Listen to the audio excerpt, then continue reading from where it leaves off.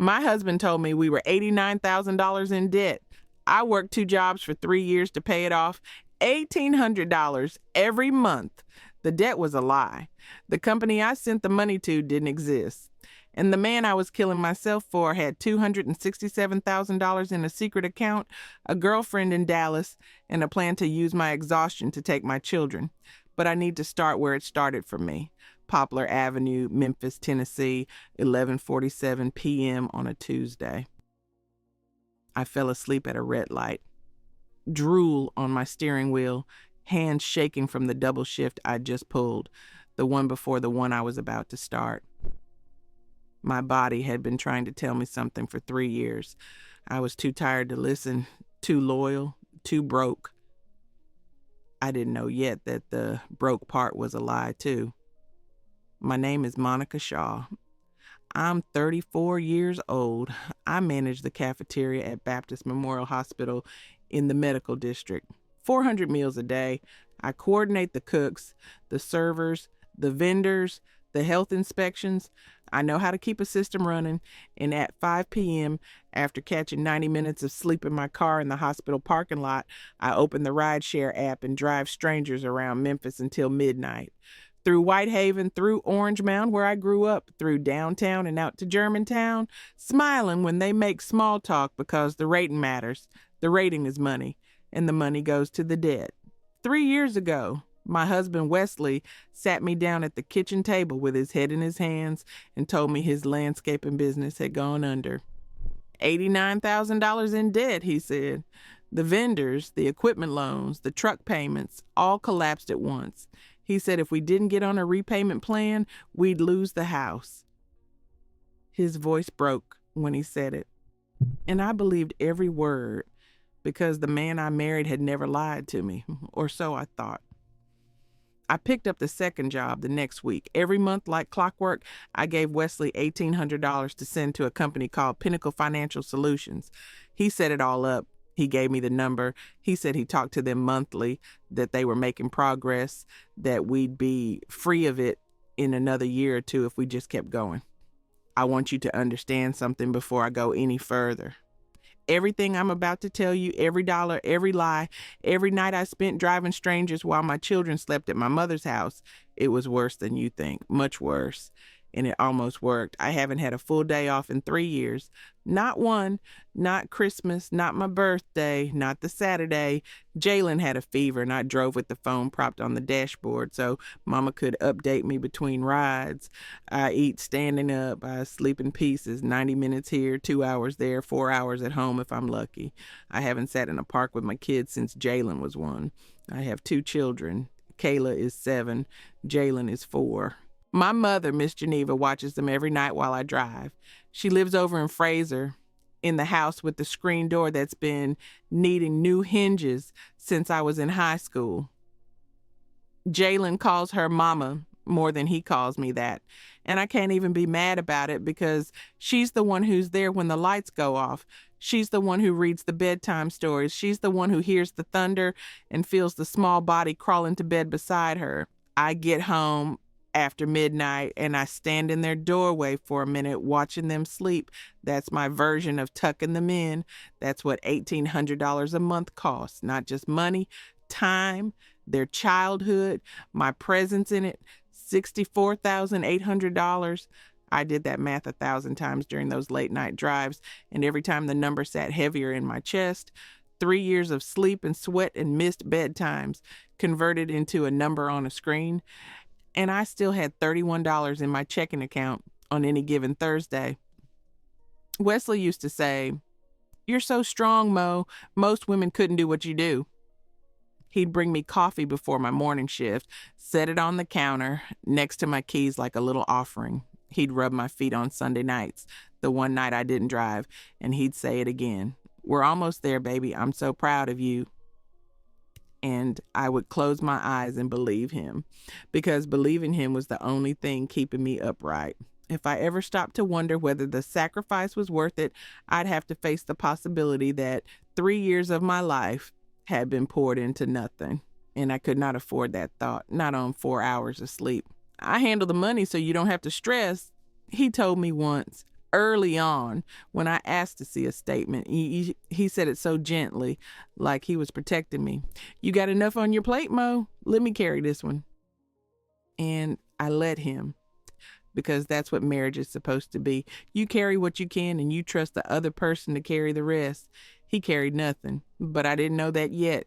My body was keeping score even when I wasn't.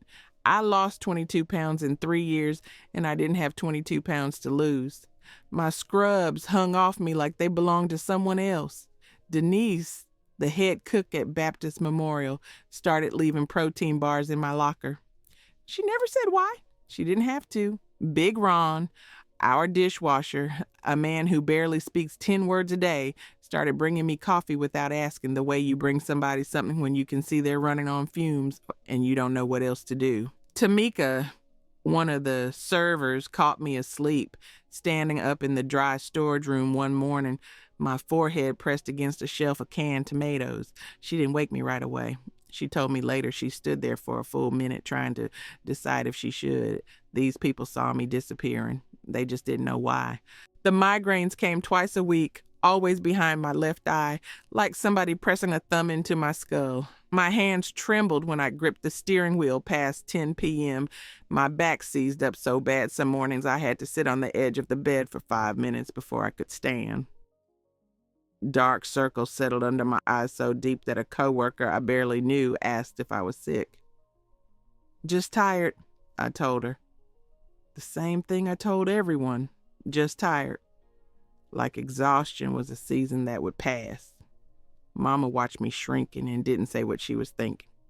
She'd make me plates of food when I dropped the kids off. Big plates, collard greens and cornbread and baked chicken. And I'd eat 3 bites standing at her counter and promise I'd finish the rest later. I never did. She started finding the plates in her refrigerator, untouched, covered in foil with my name written on the foil in her handwriting.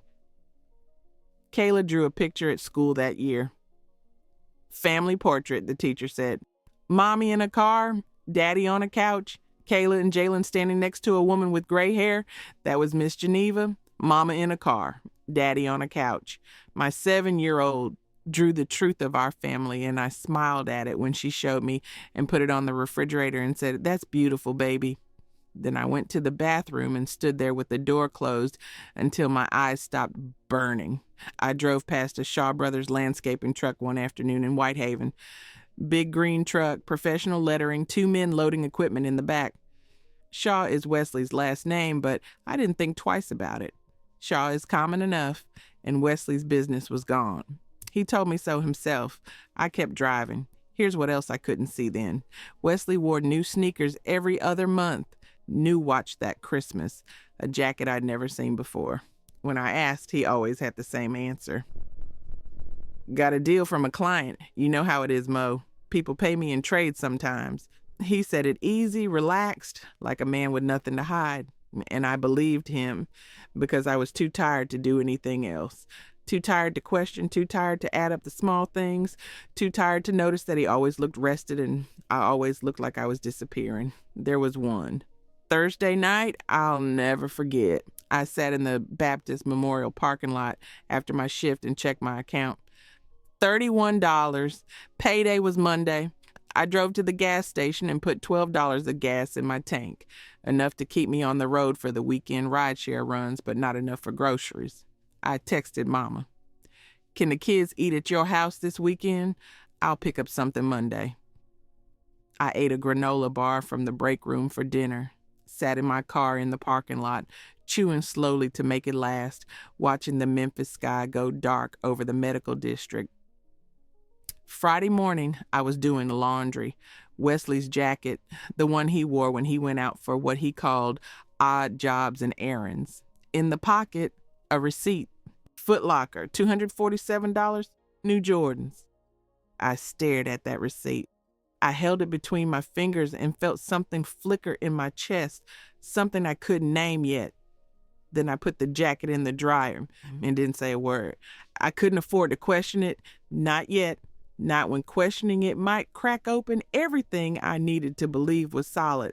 One more thing I noticed and filed away without meaning to.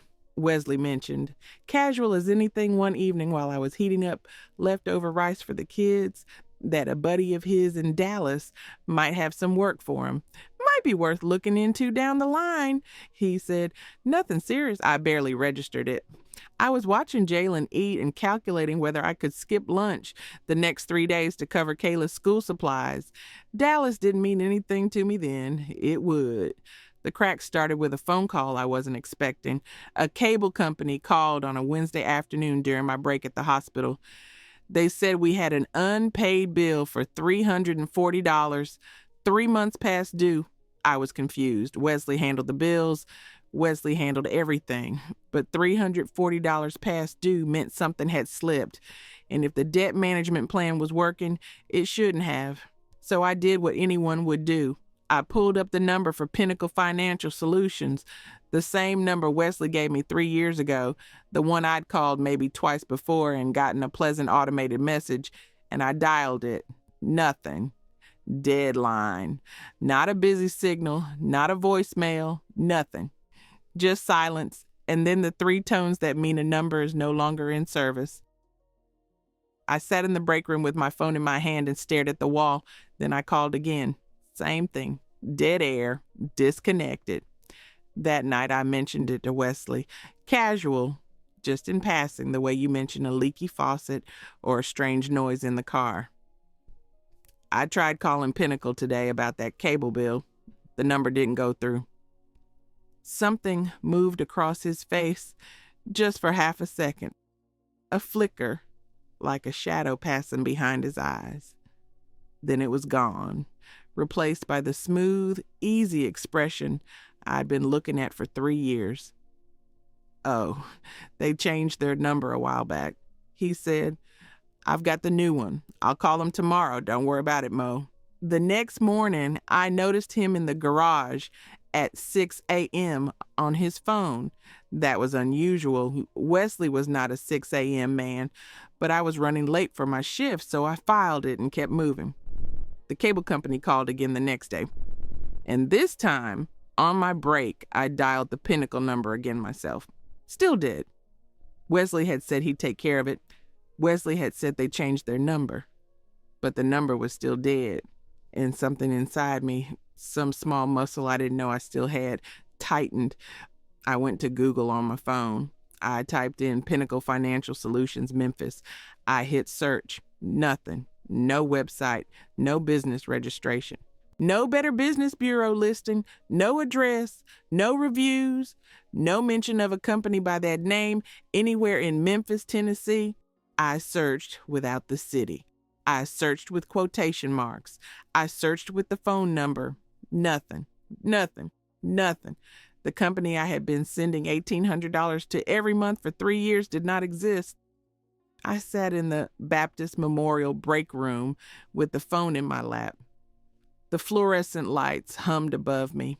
Tamika walked past and said something about the lunch rush, and I nodded without hearing her.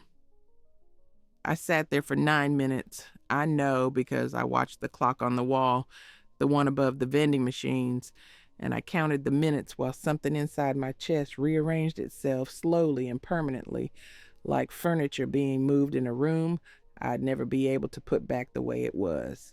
I didn't confront Wesley. I didn't say a word. But that night, after my rideshare shift, I drove to Mama's house. It was almost 1 a.m. The porch light was on. It was always on. She opened the door in her housecoat and looked at my face and didn't ask a single question. She just stepped aside and let me in. I sat at her kitchen table, the same table where I'd done homework as a girl, and I told her the dead number, the empty search, 3 years and $64,800 sent to a company that, as far as the internet and the state of Tennessee were concerned, had never existed. Mama didn't raise her voice. She didn't curse Wesley's name, though. I could see the heat rising behind her eyes.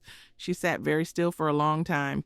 Then she reached across the table and took the phone number I'd written on a napkin. The Pinnacle number. The dead one. I know somebody who can look into this, she said. Her voice was low and level, the voice she used to use when one of the kids on her school bus was about to do something dangerous. My cousin Leroy, retired from the bank 3 years ago. If this number goes somewhere, he'll find where. She folded the napkin and put it in her housecoat pocket. I didn't drive other people's children safely for 30 years to watch my own daughter be driven into the ground, she said. I drove home that night with my hand steady on the wheel for the first time in months. I didn't know yet what Leroy would find. I didn't know how deep the lie went, how much had been taken, or how carefully the trap had been built around me.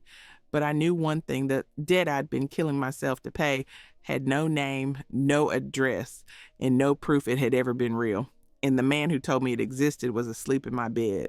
Something was very, very wrong, and I was done being too tired to see it.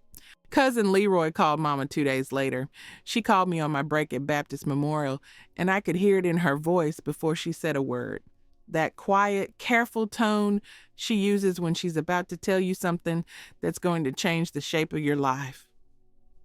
Leroy found something, she said. Come to my house tonight, after your shift. I wanted to ask what? I wanted to ask right then, standing in the hallway between the kitchen and the loading dock, with the smell of industrial soap and cafeteria grease hanging in the air. But Mama doesn't give you information on the phone when it matters. She gives it to you at her kitchen table, where she can see your face and hold your hand if she needs to. So I worked my shift. I drove my rideshare routes.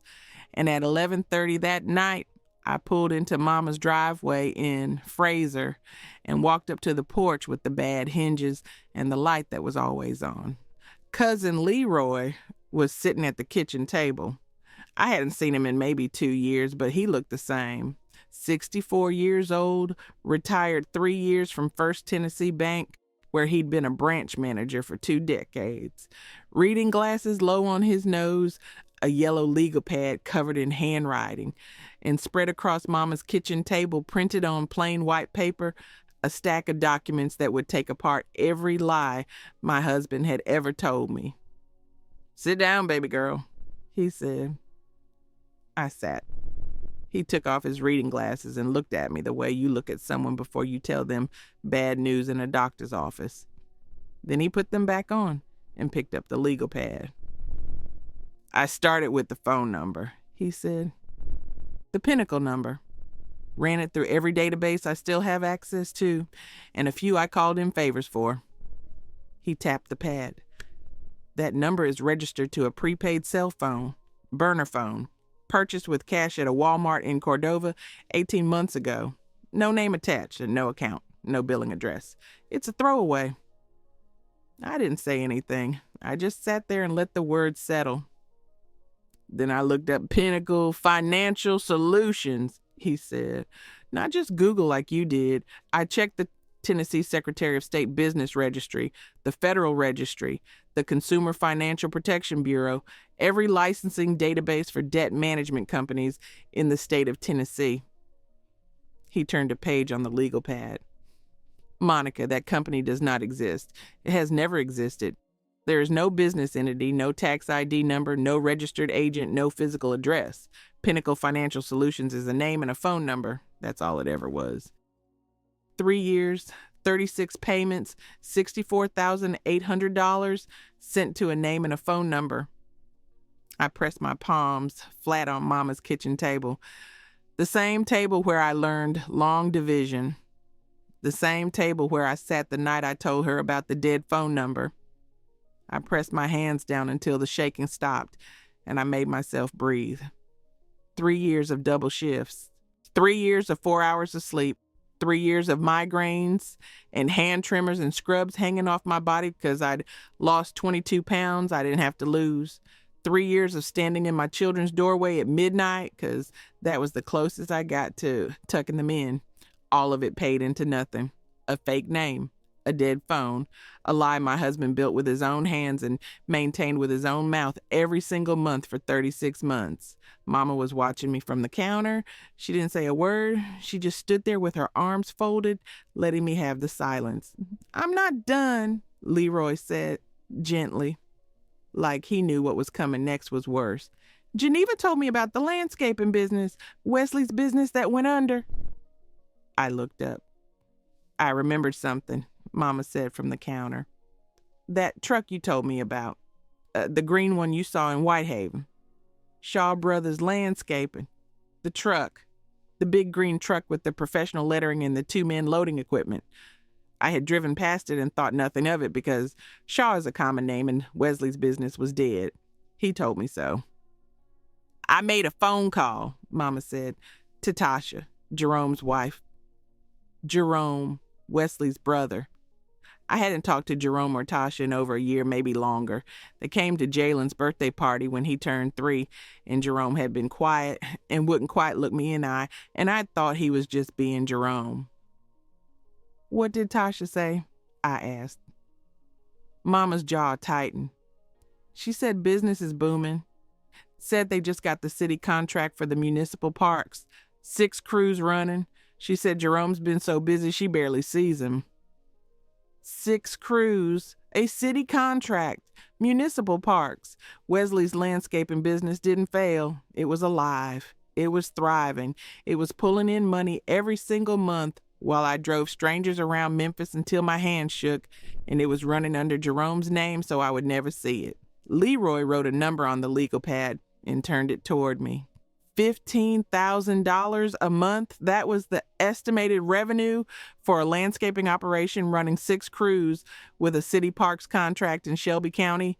$15,000 a month coming into a business that Wesley told me was dead, while I handed him $1,800 every 30 days for my 2 jobs and 8 granola bars for dinner in my car. Something shifted in me at that table. Not the slow rearranging I'd felt in the Baptist Memorial break room when the Pinnacle search came up empty. This was different.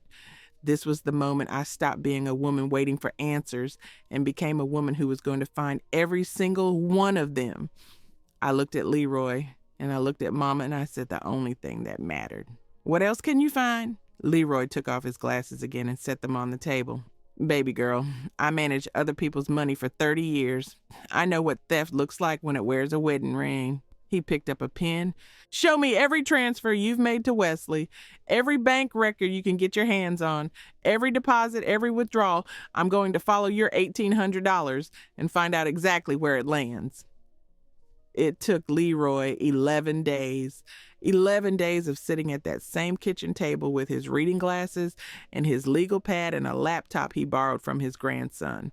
11 days of phone calls to people he'd worked with at the bank, cross-referencing account numbers, pulling transfer records, following the money from our joint account through Wesley's individual account and out the other side. And on the 11th night, he called me, come to your mother's house.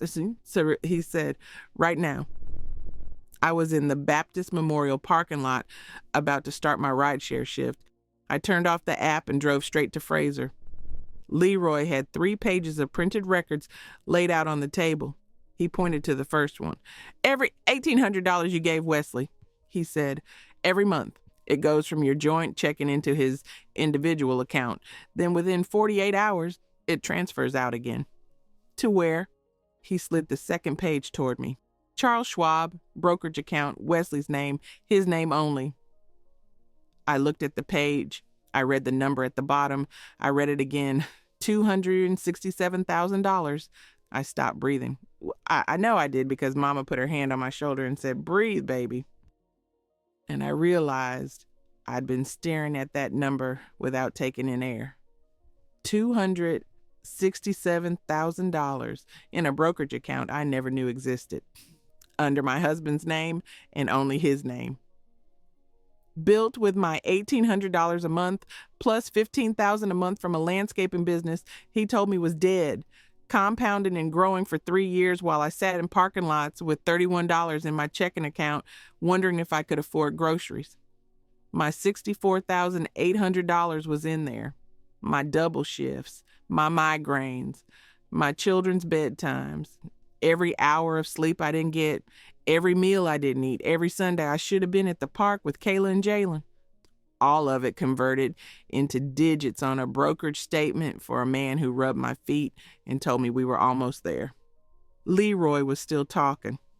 explaining how brokerage accounts work, how the transfers were structured, how Wesley had set up automatic deposits. But I wasn't hearing him anymore. I was doing the math the way I do, the math at work, the way I calculate how many trays of chicken to order for 400 meals, how many pounds of green beans, how many dinner rolls.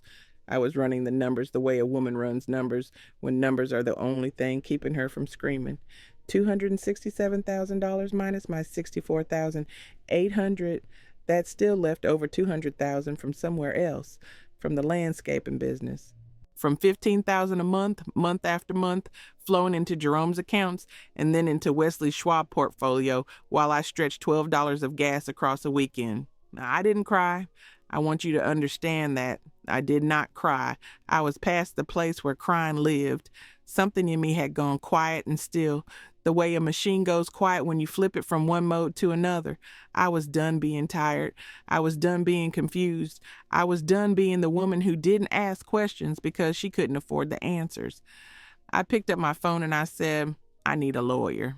Mama already had a name. Of course she did. A young woman from her church, daughter of a woman Mama used to drive on the school bus route.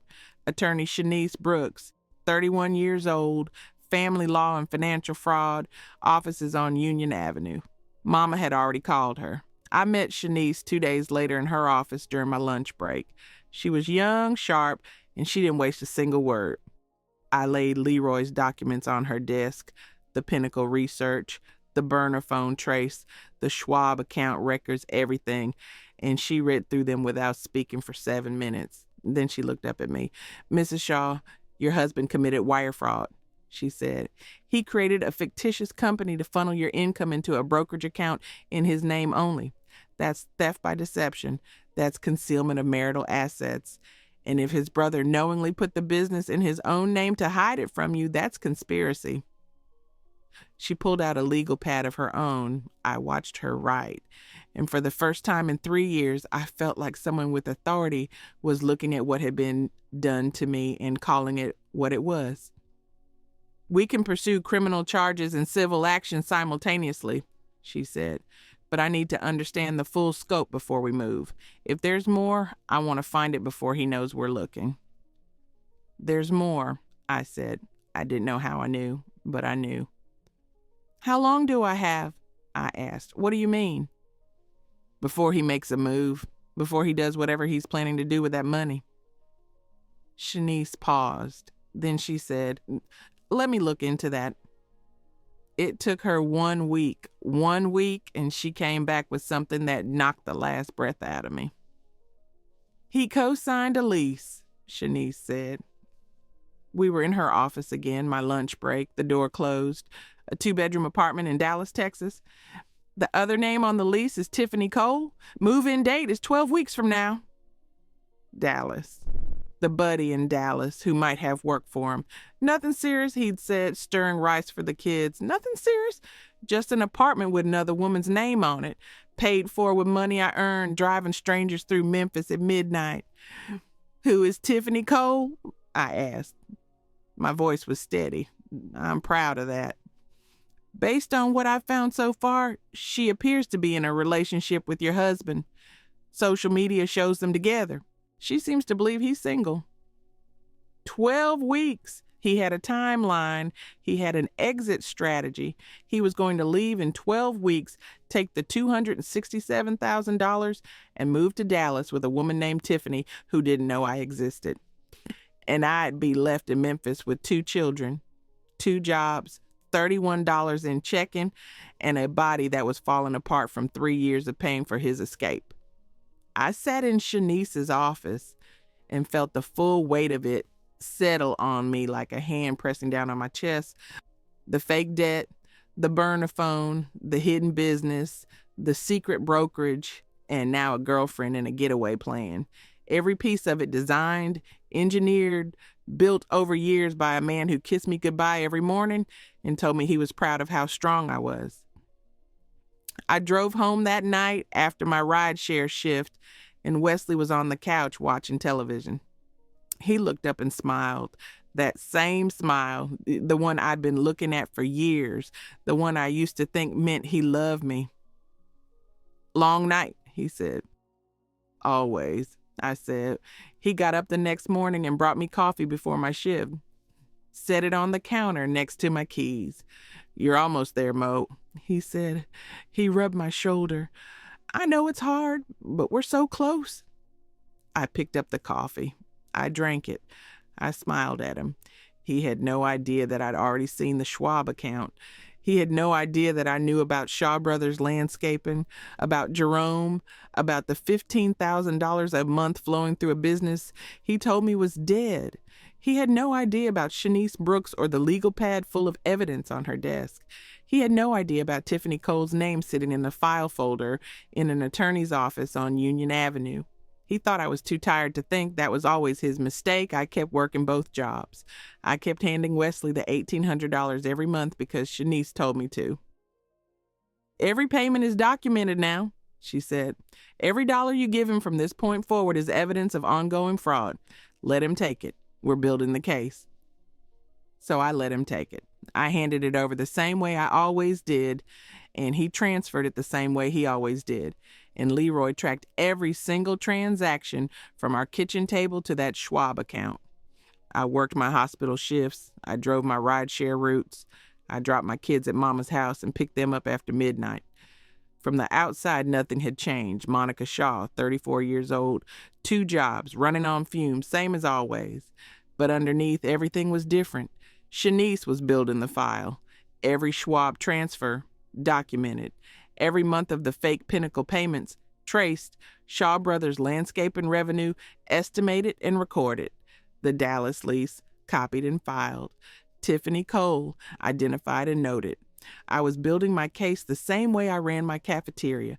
Methodical, organized, every piece in its place, every receipt accounted for, every dollar tracked to its destination. Wesley brought me coffee every morning, rubbed my feet on Sundays, told me he was proud of me, and I let him, because the woman who would have believed those words was gone, and the woman who replaced her had a lawyer, a retired banker, and a mother who never missed a thing. He didn't know what was coming, but I did, and so did every person sitting at that kitchen table in Fraser under the light that was always on, building the case that would take his whole world apart. What I didn't know yet was how much worse it would get before it got better. Because Wesley Shaw wasn't just stealing my money and hiding a business. He wasn't just building a life with another woman in another city. He had one more secret, the worst one. And when I found it, it would change the way I heard every word he had ever said to me. Shanice told me to record him. She said it calmly, the way she said everything, like she was reading from a checklist she'd already finished. Tennessee is a one-party consent state, she said. You are the one party. Get him talking about the debt. Ask to see the statements and let him tell you who he really is. So I did. A Wednesday night after my rideshare shift, Wesley was in the living room, television on, feet up. I sat down next to him and I said what I hadn't said in 3 years. I want to see the Pinnacle statements. He didn't look away from the screen. What? The debt statements from Pinnacle. I want to see where we are, how much is left. He turned then, slow. That half smile he did when he thought I was being difficult. Mo, we've talked about this. I handle the finances. You don't need to worry about that. I'm not worried, I said. I just want to see the numbers. His jaw tightened, just for a second. Then he leaned back and let out a breath like I'd asked him something exhausting. You worry about your little Uber rides, he said, and let me worry about the grown-up money. Your little Uber rides, the grown-up money. I sat there, perfectly still. The phone in my pocket was recording every word. He wasn't done. He shook his head and laughed, short and dry, the laugh of a man who believes he is talking to someone beneath him. I swear, Mo, you drive people around in a car all night, and you think that makes you a financial advisor? I've been managing this for 3 years. 3 years. And you want to audit me? He turned back to the television. Like I'd already been dismissed, I stood up, walked to the kitchen, pressed stop on the recording. Done. I leaned against the counter and waited for the rage. It didn't come. Something else did, something quieter, something that moved through me the way cold water moves through a cracked pipe, slow and final and impossible to reverse. The man sitting in that living room was not the man I married. He was not the man who held my hand in the hospital when Kayla was born, or cried at his grandmother's funeral, or told me he'd carry whatever he could so I didn't have to carry it alone. That man was a story, a performance, a mask that fit so well I loved it for years without ever touching the face underneath. I stood in my kitchen and I buried him, not with tears, with clarity. The husband I'd been grieving was a fiction, and the man who remained was a stranger who called my sacrifice little Uber rides and my labor not the grown-up money. I felt something harden in my chest, like wet concrete setting into a shape that would never move again. I was free, not happy, not healed, free. Free the way you're free when the last thread holding you to a burning building finally snaps and you can fall. 3 days later, Shanice called me during my break at Baptist Memorial. "Come to my office after your shift," she said. "I found the last piece." I was there by 2:30 that afternoon. She closed the door and sat across from me and opened a folder I hadn't seen before. "6 months ago," she said, "your husband consulted a divorce attorney, Marcus Benton, offices on Germantown Parkway. He paid a $1,500 retainer." I didn't move. "The strategy is documented in the consultation notes," Shanice said. She read from the page without inflection, the way you read a diagnosis. Wesley's plan was to file for divorce, citing financial irresponsibility and parental absence. He intended to argue that you have no savings, no financial literacy, and that your nightly work schedule constitutes maternal neglect. He was going to petition for primary custody of both children, the marital home, and spousal support. Financial irresponsibility. I had $31 because he took $1,800 every month. Parental absence. I was gone every night because I was working 2 jobs to pay his fake debt. He built the trap. He put me inside it. Then he was going to tell a judge. I locked myself in. Every time he said, "You're so strong, Mo," he was documenting my exhaustion. Every time he said, "We're almost there," he was running out the clock. Every double shift he encouraged was a line in a custody petition. Every night I missed with my children was evidence he planned to use to take them from me. He was going to take my kids, using the hours I spent working to feed them. I looked at Shanice. She looked back at me. And for the first time since this began, she wasn't clinical. She was angry. "Here's what we're going to do," she said. She pulled out a legal pad and began writing. "Every piece of evidence he planned to use against you proves his fraud. Your financial irresponsibility, manufactured. He created a fictitious debt and funneled your income into his own brokerage account. Your absence at night, caused by the 2 jobs you needed because he was stealing $1,800 a month. His entire divorce strategy is a confession." She looked up. "He built a case against you, Mrs. Shaw, but what he actually built is the case against himself." Shanice walked me through the counter plan. Every exhibit, every motion, every filing. The Schwab account record showing $267,000 built on my labor and his hidden landscaping income. The Pinnacle Financial Solutions trace, from fake company to burner phone to brokerage transfers. The Dallas lease with Tiffany Cole. The recorded conversation from my living room. Every word of his contempt preserved on my phone. Wesley's own divorce consultation notes, proving premeditation, and Leroy's full financial map. Every dollar tracked from my paycheck to Wesley's portfolio. "I'm filing 5 emergency motions," Shanice said. "Asset freeze on the Charles Schwab brokerage account. Fraud charges for the fictitious Pinnacle Financial Solutions scheme. A forensic accounting order for Shaw Brothers Landscaping, every dollar Jerome touched. An emergency custody petition granting you temporary sole custody of Kayla and Jalen." She paused. "And your divorce petition, filed before his." Kayla's drawing from school, the one on my refrigerator, mommy in a car, daddy on a couch, kids with grandma. Shanice had already requested it. "That drawing is Exhibit 14, she said. "A 7-year-old's documentation of what his fraud did to your family." I sat in that office on Union Avenue, and felt the full weight of 3 years settle into something I could finally hold. Not grief, not rage, purpose. Every document in Shanice's file had my name on it. Every motion carried my signature. Every piece of evidence had been gathered by people who loved me at a kitchen table in Fraser under a porch light that never went off. I signed the divorce petition that afternoon. My name, my filing, my terms.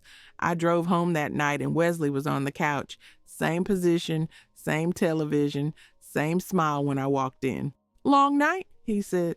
"Almost over," I said. He had no idea how true that was. In 72 hours, Shanice would file everything: the asset freeze, the fraud charges, the custody petition, my divorce. And Wesley Shaw would be served at his own job site. The landscaping business he told me was dead, with a stack of papers that began with 3 words he never saw coming. On the top of that stack, clipped to the first page, I asked Shanice to attach a handwritten note. 6 words. "We're almost there, baby. I'm proud of you." Everything was in place, and I was done being tired. 72 hours later, a process server walked onto a landscaping job site in Whitehaven. Shaw Brothers Landscaping. The name was right there on the truck. The business Wesley told me died 3 years ago. Wesley was standing next to that truck when the envelope hit his hands. I wasn't there. Shanice told me what happened. He opened it casual, like it was a flyer. Then he saw the Schwab statement. $267,000 highlighted in yellow. Behind it, the Pinnacle phone records. Every call to a number that rang to nothing. Every transfer traced to his brokerage. And clipped to the front page, my handwritten note. 6 words. "We're almost there, baby. I'm proud of you." His own words. The ones he whispered to me on Sunday nights after rubbing my feet. The ones he said while I was dying slow, working 2 jobs to fund his secret life. Return to sender. Shanice said he read it twice. Then he sat down on the bumper of the truck with his family name on it and didn't move for 11 minutes. Good. Shelby County, Family Court, 9 a.m. on a Tuesday, Judge Patricia Odom presiding. I sat behind Shanice at the petitioner's table with my back straight and my hands still. Wesley came in with his attorney 20 minutes late. He wouldn't look at me. He looked at the table, at his lawyer, at the wall, everywhere but at me. Shanice stood. "Your Honor, we'd like to present the evidence in the matter of Shaw versus Shaw." She started with the money. Exhibit 1. Charles Schwab brokerage account number ending in 4719, sole account holder, Wesley Marcus Shaw, current balance $267,000. She laid the statement on the table. This account was funded in part by $1,800 monthly transfers from the respondent's joint checking account, payments Mrs. Shaw believed were going to a debt management company called Pinnacle Financial Solutions. Wesley's jaw tightened. Exhibit 2. Shanice placed the next document. Pinnacle Financial Solutions does not exist. No state registration, no federal registration, no Consumer Financial Protection Bureau listing, no website, no office. The phone number provided to Mrs. Shaw traces to a prepaid burner phone purchased with cash. She paused. The company is fictitious. The debt is fictitious. Mrs. Shaw paid $64,800 over 36 months to a company her husband invented. Wesley leaned toward his attorney. His attorney didn't lean back. Exhibit 3. A residential lease in Dallas, Texas, co-signed by Wesley Shaw and Tiffany Cole, with a move-in date 12 weeks from the date of filing. Shanice set the lease on the table. Mr. Shaw has been maintaining a relationship with Miss Cole, who believed he was single and relocating for employment. The color left Wesley's face, not slowly, all at once, like someone pulled a plug. Exhibit 4. Forensic accounting records for Shaw Brothers Landscaping, a business registered under Jerome Shaw, the respondent's brother.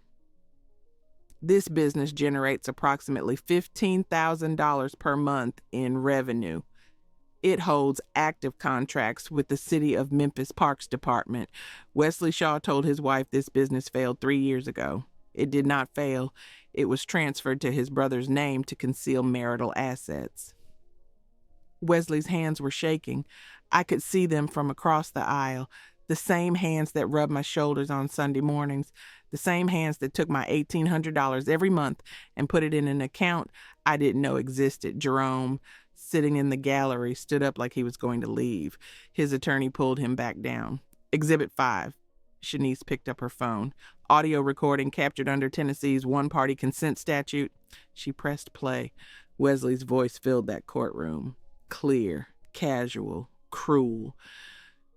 You worry about your little Uber rides and let me worry about the grown-up money. Then his laugh, short and dry, the laugh of a man talking to someone he considers beneath him. You drive people around in a car all night and you think that makes you a financial advisor. Shanice stopped the recording. The courtroom was silent. Wesley was staring at the table. His hands had gone still. His mouth was open, but nothing came out. Exhibit 14. Shanice held up a crayon drawing in a clear sleeve, drawn by Kayla Shaw, age 7, during a school activity titled My Family. The drawing shows her mother in a car, her father on a couch, both children with their grandmother. She set it on the table in front of the judge. A 7-year-old drew what his fraud looked like from the inside of her family, Your Honor. Mommy is always in the car. Daddy is always on the couch. The children are always with Grandma, because Mrs. Shaw was working 2 jobs to pay a debt that did not exist, while Mr. Shaw sat at home building a portfolio with her money. I looked at that drawing from across the room. My daughter's handwriting. The little car she always draws with the windows too big. And I thought about every night I kissed her forehead at 11 p.m. because I couldn't be there at 7. Judge Odom looked at the drawing for a long time. Then she looked at Wesley. He had nothing. No defense, no charm, no, "You're so strong, Mo." No, "We're almost there, baby." Just a man at a table with his face in his hands, every mask on the floor. I stood. Shanice had told me I didn't have to speak, but I wanted to. Not for him, for the record. I gave him everything I had, I said. My sleep, my health, my time with my children. I gave it because I believed him, and he used every hour I sacrificed to build a case to take my kids away. I looked at the judge. I'm not asking for sympathy, Your Honor. I'm asking for what the evidence shows. I sat down. Judge Odom spoke without pause. The court has reviewed the evidence presented and finds it overwhelming and consistent. Mr. Shaw created a fictitious debt management company to extract $64,800 from his wife over a period of 36 months. He concealed a brokerage account containing $267,000. He concealed a thriving business by transferring it to a family member. He maintained a separate household with a third party while his wife worked 2 jobs in a state of manufactured financial distress. She turned to Wesley. The court further finds that Mr. Shaw consulted a divorce attorney 6 months ago with the specific strategy of citing his wife's financial irresponsibility and parental absence as grounds for primary custody, both conditions he himself engineered.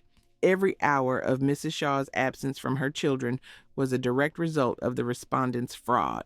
This court will not reward that. Wesley didn't move. The Charles Schwab brokerage account is frozen effective immediately and awarded in full to the petitioner.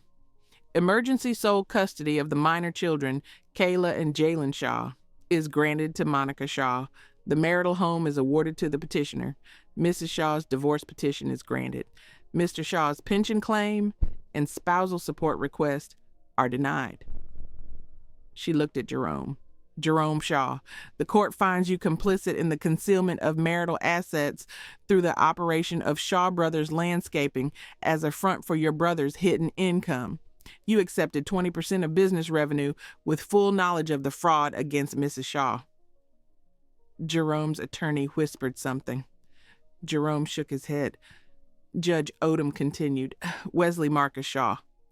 On the charges of wire fraud, theft by deception, and conspiracy to defraud, this court recommends sentencing of 9 years in federal custody. Full restitution of $64,800 is ordered. You are to be registered as a financial offender. 9 years. I heard the number and I didn't feel what I expected. No triumph, no satisfaction, just a sound somewhere deep in my chest, like a door closing on a room I'd lived in for too long. Jerome Antoine Shaw, 4 years federal custody, suspended to 2 years served, followed by 5 years supervised probation. Restitution of $36,000, representing your share of the concealed revenue. Shaw Brothers, landscaping is subject to full forensic audit, and all profits from the 3-year period of concealment are subject to marital asset claims. Jerome put his head in his hands. Wesley never looked up. The bailiff moved toward Wesley. Shanice closed her folder. The courtroom exhaled. I sat there for a moment after it was done, hands flat on the table, breathing, just breathing, not crying, not smiling, just feeling the weight of 3 years lift off my shoulders, the way dawn moves across a room, slow and warm and impossible to stop. I had $31 in my checking account the day this started. I had 2 jobs, 4 hours of sleep, hand trimmers, and a husband who called my sacrifice little Uber rides. Now I had my children, my home, my name on every document that mattered, and the first full breath I'd taken in 3 years. I stood up, walked out of that courtroom, and drove to my mother's house to pick up my kids. The Schwab account was in my name by Thursday.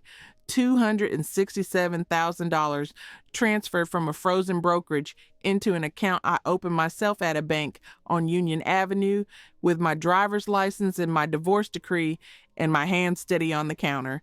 The restitution orders followed within the month. $64,800 from Wesley, $36,000 from Jerome. The marital home, the one I'd been paying for with double shifts and 4 hours of sleep, had my name on the deed now, just mine. I sat at my kitchen table the evening those papers arrived and ran my fingers across the line where it said sole owner, and I read it 3 times because part of me still expected someone to take it back. I gave my 2 weeks at the rideshare app the day after the hearing, deleted it from my phone on a Sunday afternoon while Kayla was coloring at the table and Jalen was building something out of couch cushions that he called a castle. I watched that little icon disappear from my screen and felt my shoulders drop an inch, maybe 2. 1 job. For the first time in 3 years, I had 1 job. The cafeteria at Baptist Memorial, 6 a.m. to 2 p.m., and then I came home. I came home and I was there. That was the part that kept hitting me in waves, the ordinariness of it. I was there for dinner. I was there for homework. I was there when the sun went down and the house got quiet and my children fell asleep in their own beds, in their own rooms, with their mother in the next room instead of driving strangers through Memphis in the dark. I made it to Mama's house that evening after the courthouse. The porch light was on, the way it always was, that yellow glow she left burning every night I dropped the kids off and every night I picked them up. 3 years of that light. I pulled into the driveway and turned off the engine and sat there for a moment looking at it. Then I walked up the steps and opened the screen door, the one with the hinges that still needed fixing, and Mama was standing in the hallway with Jalen on her hip and Kayla behind her holding a juice box. Mama looked at my face and she knew. She didn't ask what happened. She just handed me Jalen, and he wrapped his arms around my neck and said, "Mama home." And that was when it came. Not in the courtroom, not in the car, not walking out of that building with my back straight and my breath steady. Here, in my mother's hallway, with my son's arms around my neck and my daughter pressing her face into my hip and the porch light still on behind me. I cried the way you cry when you've been holding your breath for 3 years and someone finally tells you it's safe to let go. Not loud, not dramatic, just tears running down my face and into Jalen's hair, my chest shaking with something that wasn't sadness, wasn't anger, wasn't anything I had a word for. Relief, maybe. Or grief for the woman I'd been 6 months ago, the one with $31 and hand trimmers, and a husband who thought she was too tired to think. Mama put her hand on my back and held it there, firm and warm, the way she used to when I was small, and the world felt too big. She didn't say a word. She just held her hand there until I stopped shaking. Kayla looked up at me. "Are you sad, Mama?" I wiped my face and knelt down so I could see her eyes. No, baby, I'm not sad. I'm just really, really tired. And I think I'm finally allowed to be. The hospital crew came through like they always did, quiet and steady and without being asked. Denise showed up at Mama's house 2 days after the hearing with a foil pan of baked chicken, collard greens, and cornbread. Tamika brought a bag of groceries the next morning. Big Ron, who barely spoke 10 words a day on a good day, left an envelope on the break room counter with my name on it and a gas card inside. No note. That was Ron. Denise stood in Mama's kitchen and looked at me the way she'd been looking at me for 3 years. The same look she had when she left protein bars in my locker. The same look she had when she covered my shift without telling me. We've been feeding 400 people a day together for years, Monica. You think we won't feed you? She set the pan down and pulled out a chair.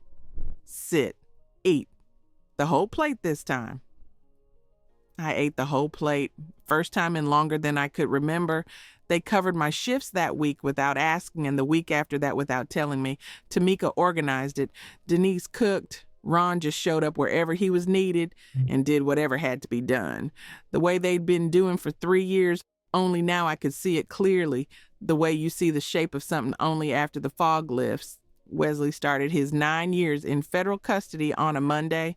I know because Shanice called to confirm the transfer. I said, okay. That was all. Jerome served his time quietly. 2 years at a minimum security facility in West Tennessee, his landscaping business stripped down to receipts and auditor's reports. The man who watched me shrinking at family cookouts and never said a word now had 5 years of probation and a restitution order with my name on it. I didn't think about either of them much after that. There wasn't room. I was too busy living. By fall, the migraines had stopped. By winter, my back only talked to me on cold mornings, and even then it was more of a whisper than a shout. I gained back 11 of the 22 pounds I'd lost, and Denise noticed before I did. Girl, you look like you actually slept, she said one morning in the kitchen, and I laughed, a real laugh, the kind that comes from your stomach and surprises you because you forgot you had it. The first Saturday, I didn't work a second shift. I didn't know what to do with myself. I stood in my kitchen at 4 p.m. with nowhere to be and no one to drive and no payment to calculate, and I just stood there. Kayla asked if we could make cookies, so we made cookies. Burned the first batch. Ate the second one warm, sitting on the living room floor with powdered sugar on Jalen's chin and chocolate on Kayla's fingers and nowhere in the world I needed to be. I put a garden in that spring. Tomatoes, peppers, herbs along the back fence. Mama brought over marigolds from her yard because she said they keep the bugs away, and we planted them together on a Tuesday afternoon while the kids ran through the sprinkler. My house, my garden, my name on every document that mattered. The savings account I opened had more money in it than I'd ever seen in one place, and for the first time in my adult life, I checked my balance without flinching. For 3 years, I thought rest was something I hadn't earned yet. I thought I had to keep going, keep giving, keep grinding until there was nothing left, and then maybe if I gave just a little more, I'd deserve a full night's sleep. Mama set me straight on that one evening on her porch, sweet tea in her hand, watching the kids chase lightning bugs. Baby, you can't pour from an empty cup, she said, and that man had been drinking every drop. She was right. Rest isn't a reward. It's a right. And the people who love you will never ask you to destroy yourself to prove it. The last thing I want to tell you is this. It was a Saturday, 8:30 p.m. Kayla was at the kitchen table finishing her homework, her pencil scratching steady against the paper. Jalen had fallen asleep on Mama's lap in the recliner, his mouth open, one sock on and one sock off. The television was on low, some cooking show Mama liked. My phone was off. Not on silent. Off. No rideshare app, no second shift, no $1,800 due at the end of the month. I was on the couch with a blanket pulled up to my chest and I could feel my eyes getting heavy. Not the exhaustion I used to know, the kind that drops you at red lights and leaves you gripping steering wheels in gas station parking lots at midnight. This was different. This was warm. This was safe. The house was quiet, but not empty quiet. Full quiet. Everyone I loved was in it. Mama looked over at me and saw my eyes close, and she didn't wake me. She reached across and pulled the blanket up over my shoulder the way she'd done when I was a girl, and she let me sleep. I fell asleep at 8:30 p.m. on a Saturday in my own living room with my children in my house and my mother's hand on my shoulder and nothing in the world I owed to anyone. She is resting, not because she earned it, because she always deserved it.